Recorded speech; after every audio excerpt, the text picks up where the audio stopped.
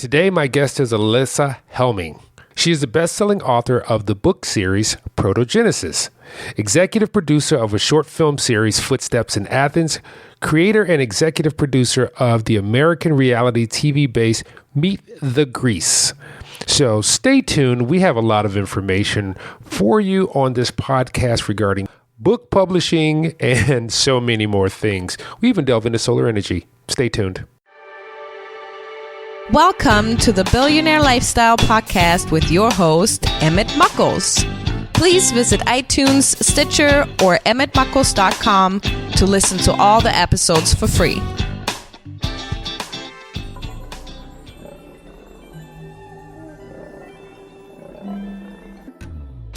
Today, ladies and gentlemen, I have a beautiful, wonderful, awesome guest all the way on the West Coast, and it's Alysia Helming.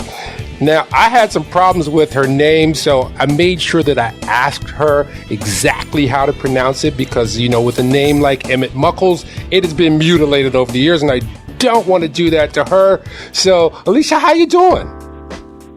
I'm doing really good. Emmett, how are you? I'm doing wonderful, especially since I am here talking to you. You know, I got your information or pieces of your information about this, and I was excited because, for one, I was looking at Protogenesis, which is before the beginning. And one thing that grabs you about a book is the cover. First of all, you have a wonderful female who kind of reminds me of you, and she's strong and she's got this energy behind her. So let's delve into the book a little bit first. And then what I'm going to do is journey back to find out how you got to now. So let's talk about the book. How did that come about? Okay, well, the book, first of all, I'll tell you a little bit about the book. If you look at that cover that you were just talking about, you'll notice that she does look a little bit like me. And the reason is that a lot of ways the character's journey was reflective of my own journey. So I'm somewhat in my midlife adventure right now. And I was a CFO for companies and in business and such in the corporate world, and did a lot of startups in clean energy. And I got to the point where I had written pretty much my whole life. That's what I always wanted to do. And finally, I had the opportunity and a little bit of time to pursue what it was that I wanted to do. But it didn't just fall in my lap. Like I spent a few months trying to figure out, okay, what's next in my life? And my 17-year-old niece approached me. And, you know, I really have always wanted to write a book, and I love mythology, especially Greek mythology, and I had this idea for a book. And I had gone to the UCLA screenwriting program, taken some classes there, so I have a writing background. But I have an expertise in writing novels. But the online courses, and after a while, she got into a scholarship situation where she went off to Germany and wasn't able to write the book. So she's like, okay, go ahead and write the book. But I might write my story someday still. So here's the 10 things you can't write about. You cannot write about Athena. You can't write about an owl. You can't write about a moonstone necklace, etc. And the one thing that really struck me was you cannot set your story in the United States. I was like, okay, I really want to write this because I love the story. I had enough writing with it, but I really felt a lot for it. But I didn't know what to do since to write what you know, right? And so I don't really know any place else in the United States really well. But then I thought, you know, there aren't any books really about that are young adult fiction like this that are set in ancient Greece, like or modern Greece. They're not set there. And so I decided to set my story in Athens, Greece. So that's how my journey began. And the story is about an American girl who's 17 who goes to Greece.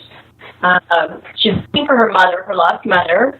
She thought she might have died in a fire, but then she found some clues that might link to the Greek mafia, and she finds out she has this long-lost godmother she never knew she had before.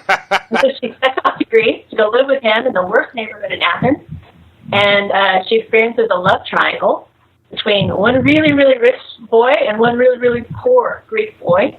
And between her eyes, her innocent eyes, and those two boys, you see the crisis unfold of Greece, so modern Greece. So you can experience that. You can experience the crisis. You can experience the culture, the smells, the feel of being there. Because I went there several times, many trips over the last 2 years, and I've met over 500 people there from all walks of life who have contributed to the story. So it's become quite something for me personally as well. Awesome. So let me ask you, so you're talking about someone who was born out of you, a character that is part of you, and how did you get to writing books? You know, writing books is not an easy thing to do, and sometimes it can be more a labor of love than a labor of profit and sustainability. So what led you to being able to produce these works in conjunction with soundtracks? Oh, okay. Well, so it's similar to what I saw on your website, which is it's about finding your path. And once you find that path, things fall into place for you. And in a very often a way that you never expected. And so what happened was when I was writing my book, I randomly went on Google and I searched for faces that represented the look of that character that I had in my mind. And they were just regular people. I had no idea who they were, didn't know their names, anything about them, except for a few like George Clooney, for instance. But most of them I didn't know. They were just regular people. And they sat on my wall for about 6 months. And then I decided I needed to go to Greece because I need to do the hands-on research. I need to understand the culture. So I scrounged up some frequent flyer miles and went on a girls' trip with my sister. First time away from my 5-year-old son in his whole life. So it was a big deal. And when we got to Greece, we got off the airplane. We're going from the airport to the hotel. And alongside the road, there's these banners. And on these banners are these faces of these singers. And they're staring at you like, oh, you know, but they're older people who are big singers in Greece. Their singers are very huge there. Anyway, one of the faces was very familiar to me because it was a teenage boy on my wall that I had been writing, but he was an older person now. He's a famous singer in Greece. I was like, oh my God, I just got here. And the character I was writing was Greek. He was the lead singer in his band, so there were already things that were similar with this guy. I didn't read his name on the poster because it was in Greek, so I didn't know how to find him. I had no idea who he was.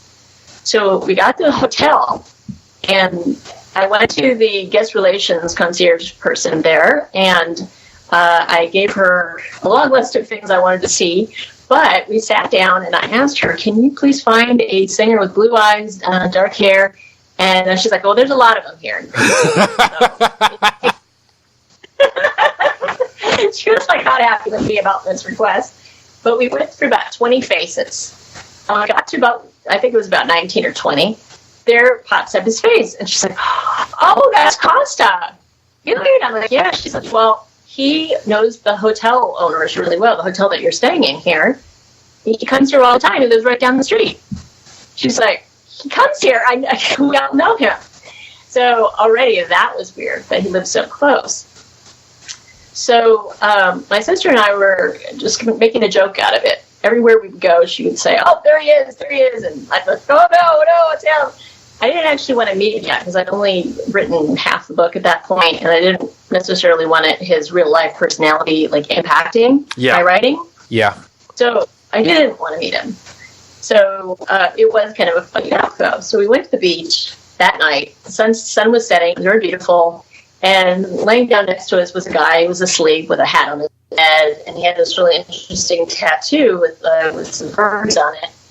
And it reminded me of the eagle in my story that I had written. And so that's how I remembered it. But when I went back to the hotel later that night, I finally had the guy's name. So I plugged in his name, Kostas Martakis, plugged it in, and then on his Instagram was timestamped 2 hours earlier at that beach with the tattoo, same guy, sitting next to me at the beach. I was like, oh my gosh. I went out on my porch and and looked out at the sea, and I cried, actually. So I'm meant to write this book. So you had a moment of serendipity in your life. I did, yes. And it was like slapping me across the face, like, you were supposed to do this. You're supposed to be here. And I thought, well, I'm not Greek. I never knew anybody even from Greece. I'd been there one day on a cruise ship to the Parthenon in the middle of the summer when it was too hot, and I couldn't really stand it.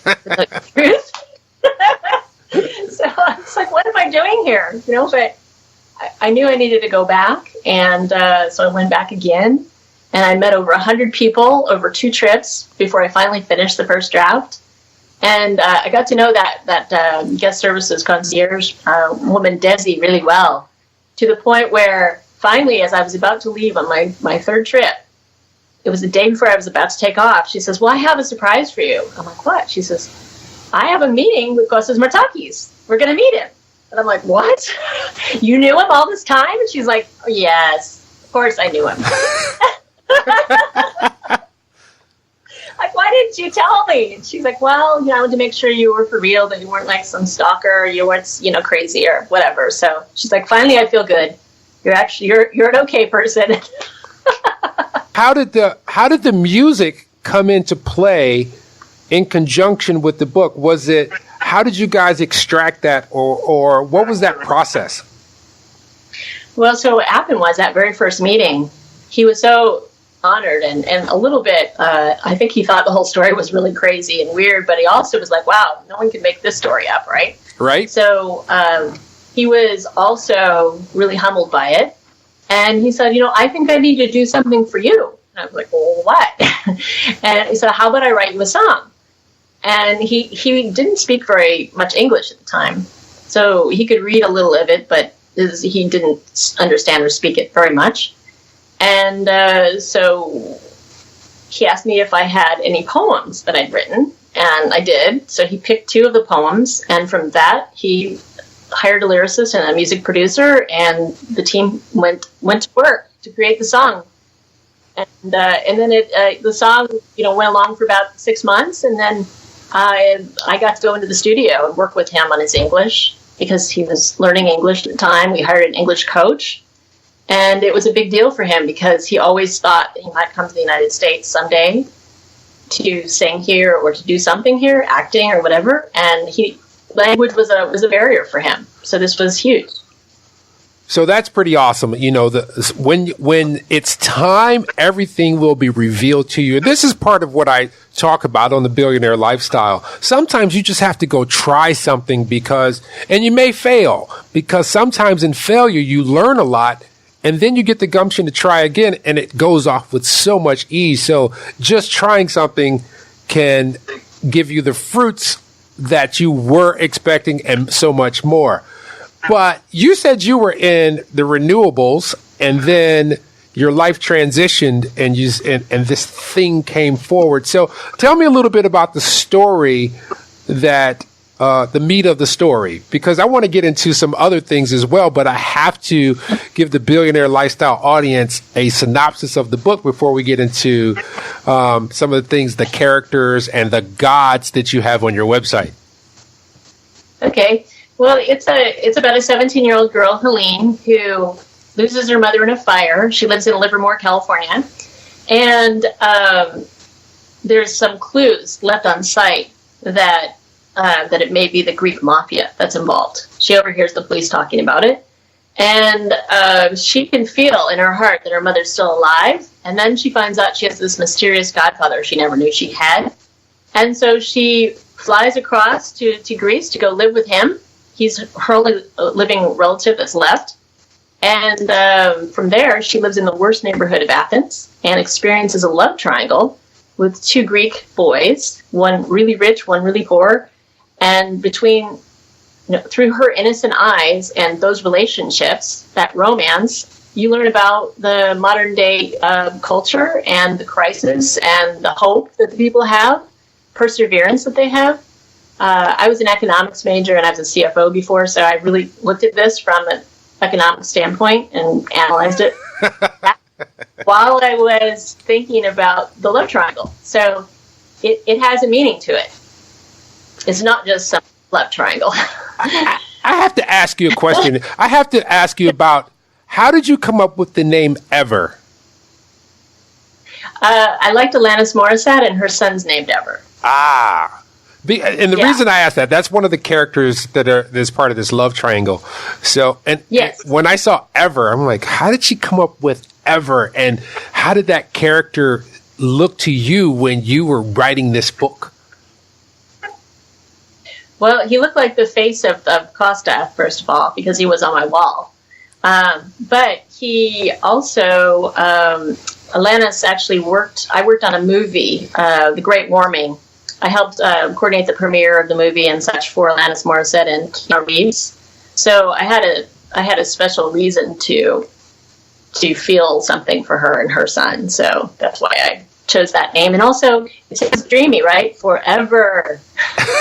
That's what I was thinking. Forever tonight. So who is this book written for? Who will this appeal to? Because to me, I immediately think of the women in my life. They would probably just love this book. But who did you see as your perfect client for reading this book? I think mostly females age 13 all the way up to 60. Because once you're in the later parts of your life, a lot of us like to go back and read the young adult stuff to take us back there. And so I feel like there's definitely a market for it, and we've had a lot of great reviews. But there's also a science fiction aspect that I didn't talk about, and that is where the before the beginning aspect comes in. And there's a magical place that she discovers that has to do, it's not so magic, it's definitely science-based, and it's a different way of looking at the gods. It takes you back to the beginning of civilization. Help me out. Let me see if I can pronounce it. Is it Gaia? It's Gaia. Gaia, okay. Yes. Or I think in Greece they say Gaia, but I say Gaia here, so. All right, so this land of Gaia, because, ladies and gentlemen, if you go to her website, which is spelled, and I'm going to spell it to you so you don't get it wrong, is ALYSIAHELMING.com. You can see some of the things that we're talking about in this conversation, because she's given a great graphical representation about the book. So she's given you, the land, she's talking about the characters, and she's giving you also, let's touch on this, gods. So how did the gods come into play with your whole being? Because what you've basically done is take three components and made a story and interwoven them together. That's true, but I can't give away all of the spoilers. We don't want to do that. So, no, what I would say though is that Arthur Clarke. I don't have the quote right in front of me, but let's see if I can find it in here. It's let's see. Arthur C. Clarke was talking about how anything that's magic can be explained by technology. So I'll just give you that. Okay, that works out. But I do implore everyone to go to her website, because it's a beautiful website. It gives you a great deal of information, and you can find out all the things about the book. You can find all the things about Mrs. Helming here. And so what's your plans for the book? What's your plans for moving about? Are you going to any conferences? Are you speaking? Are you doing any readings of the book? What's going on? Yeah, I have a whole book tour that's going on this month all the way through June. And this month is in the United States, and it's mostly on the West Coast. And then next month I'm going to be in Athens and Thessaloniki in Greece. And I'm doing a lot of different press interviews and such all over the place. But what's great about Athens is that there's a World Book Capital that a city is assigned every year by the United Nations. And this year it's Athens. And because my publisher for the Greek edition is one of the oldest publishers there, they selected my book to be featured as the event sponsored by the United Nations. And the fact that I have so many, over 500 people there locally that have somehow contributed to the book or know me in some way, It's like so much of a community effort that that's why I have that sponsorship. And nowadays we're in the thick of self-publishing, but you have a publisher. So how did that come about versus you publishing it on your own? Well, in December of 2016, I did self-publish, and it was all Kindle. There was a paperback and a hardback, but you could only buy them on Amazon. It reached #1 for 3 weeks in a row, and a lot of that's because of the Greek and the Greek American audiences that I attract with this. But after 3 weeks, it was really difficult for me because I didn't know the book industry. It was very new for me, and I didn't have a lot of good advisors. So it just kind of fizzled out. But what it did, because we did sell it a lot in a short period of time, it attracted a literary agent, Hollywood producers, and it also attracted a publisher, a couple of publishers, actually. We had a couple of different offers, and we went with a medium-sized publisher. And then it basically went off the market to be retooled. The new cover, editors were involved, and then it launched in bookstores 3 days ago. And it hit #1 new release on Amazon in the teen category. So it's doing really well. Awesome. So what have you learned in this process? And this is really important because you did a journey. You started off on your own and you got some traction. So that was a feat within itself. But because you did such good work in the beginning, others started to attract. So what did you learn in that process that you didn't know in the beginning? Well, I think what I learned is that if you know that you're on the right path, and for me, I just knew with all my heart, especially with all these signs that I kept receiving, stick with it, even if there's little bumps in the road, because there always are bumps in the road. As long as your trajectory is up in general, then you're on the right path. And as long as things are, for the most part, happening in the right way. But it's definitely, it's still not easy, and it is a lot of work. But it feels good. It's good work. And like you said with your billionaire lifestyle, it's really about being rich in the heart and the soul and the spirit of what you're doing. And then the money comes with that. And that's it. Yeah, one of the biggest things that I have come to learn is because I've made money I've made a lot of money in my life, and it never made me happier. And there's this book that I'm reading now that's talking about the blue zones and how people live the longest. And a lot of times they don't have a lot of money, but they're rich in experiences. They're rich in love. They're rich in activity and being on this planet. And this is part of what I'm talking about, because you found a passion. You found something that was your calling and you followed it. What was the first inkling you had to move forward? Because we had some technical difficulties and that may not have come across earlier. So I just wanted to kind of recap. Well, my husband and I started the first wind farm company in Kansas back in 1998, back before Al Gore and all of that was cool. So we struggled for many, many years, and we fought huge battles, and it used to be very fossil fuel entrenched in the Midwest, and we were able to help change some of the laws there with all of our activities. And now a lot of the wind farms in the Midwest, especially from Texas all the way up to North Dakota, are wind farms that somehow our company that we started, Tradewind Energy, has been a part of. We sold our interest in that and started a solar company, and then that solar company now it's one of the largest independently owned utility scale solar, so for small solar farms. So are you an EPC? And, are you guys an EPC? We are actually, yes, independent power producer. I'll tell you about that later. Okay. And so anyway, so we did that, and we've recently sold that now to a large clean energy fund. So what happened was, through all these sales and processes, a lot of this was, I was excited about the whole clean energy thing, but I was always the person in the back office. I was at home raising my young son.